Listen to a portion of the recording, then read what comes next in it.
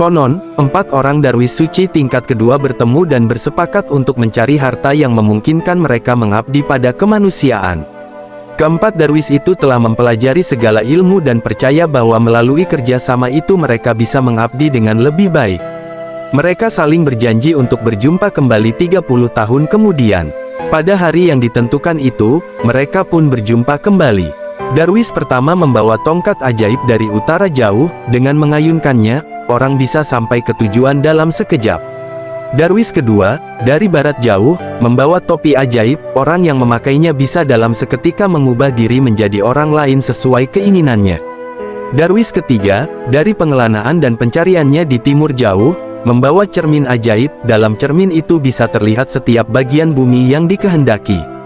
Darwis keempat, mengembara di selatan jauh, membawa pulang piala ajaib, yang dengannya segala penyakit bisa disembuhkan.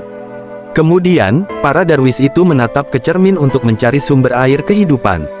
Dengan meminum air itu, usia mereka bisa cukup panjang untuk mempergunakan harta tersebut demi kemanusiaan.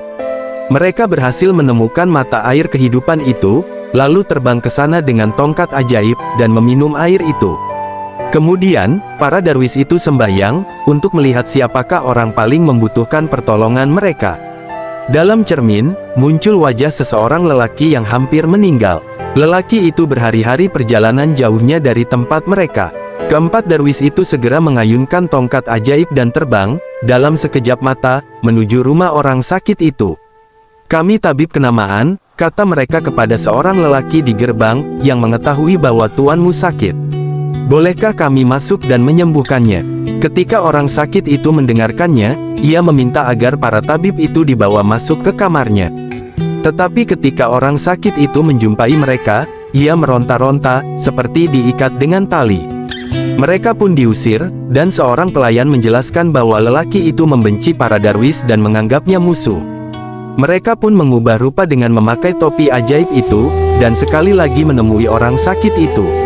Kali ini para darwis diterima dengan baik sebab penampilan mereka memang seperti tabib. Segera setelah lelaki itu meminum obat dengan menggunakan piala ajaib, tubuhnya menjadi lebih sehat daripada sebelumnya sepanjang hidupnya. Ia sangat gembira dan karena ia kaya, menghadiahi para darwis itu sebuah rumah.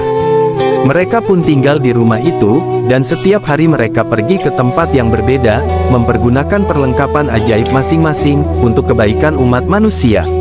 Namun, pada suatu hari, ketika darwis lainnya sedang keluar, sekelompok prajurit datang dan menangkap darwis yang membawa piala penyembuh itu.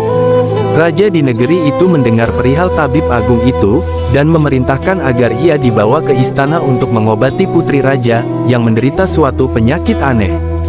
Darwis itu diantar ke sisi tempat tidur sang putri, dan ia memberinya obat yang biasa diminumnya, tetapi dalam piala khusus itu.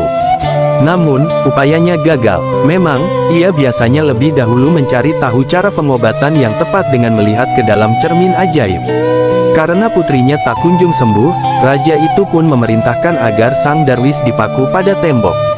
Darwis itu minta diberi kesempatan untuk berunding dengan kawan-kawan, tetapi sang raja sudah hilang kesabarannya dan yakin bahwa darwis itu hanya mencoba menipunya agar bisa kabur.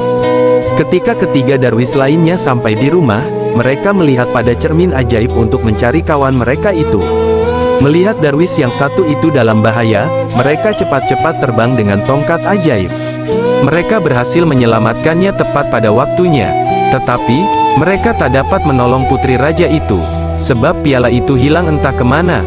Dari cermin ajaib itu tahulah mereka bahwa piala sang darwis telah dibuang, atas perintah raja, ke samudera yang paling dalam di dunia. Meskipun mereka memiliki perlengkapan ajaib, dibutuhkan waktu 1000 tahun lamanya untuk memulihkan kekuatan ajaib piala itu.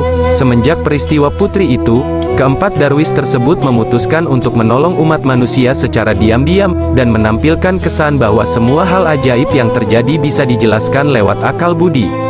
Demikian kisah ini saya sampaikan. Jangan lupa like, komen, dan subscribe channel ini jika kalian suka dengan ceritanya. Sekian, dan terima kasih.